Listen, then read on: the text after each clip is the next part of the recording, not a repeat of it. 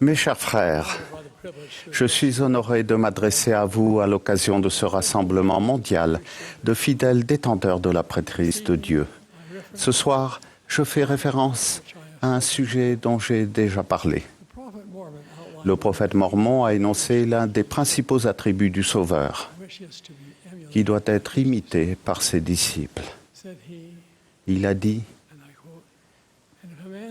Et si un homme est doux et humble de cœur et confesse par le pouvoir du Saint-Esprit que Jésus est le Christ, il doit nécessairement avoir la charité, car s'il n'a pas la charité, il n'est rien.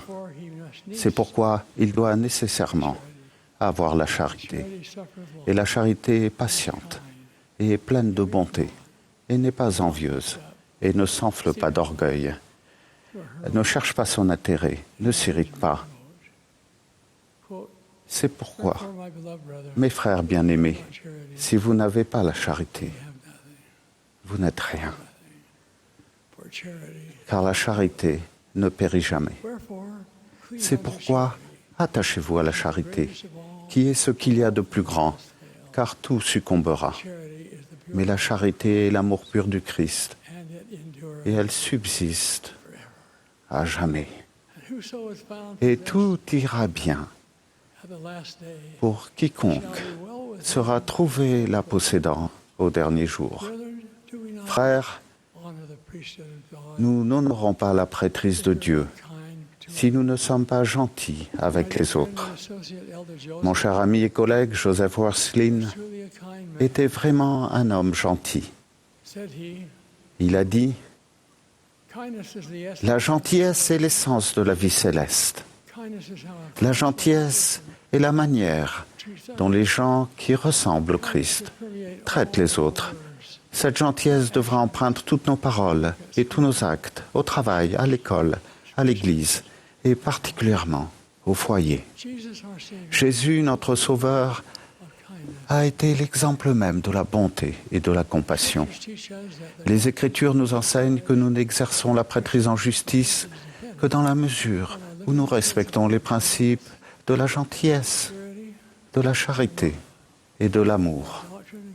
Dans les Doctrines et Alliances, nous disons « Aucun pouvoir, aucune influence ne peuvent ou ne devraient être exercés en vertu de la prêtrise, autrement que par la persuasion, par la longanimité, par la gentillesse et la douceur, et par l'amour sincère, par la bonté et la connaissance pure qui épanouiront considérablement l'âme, sans hypocrisie et sans fausseté.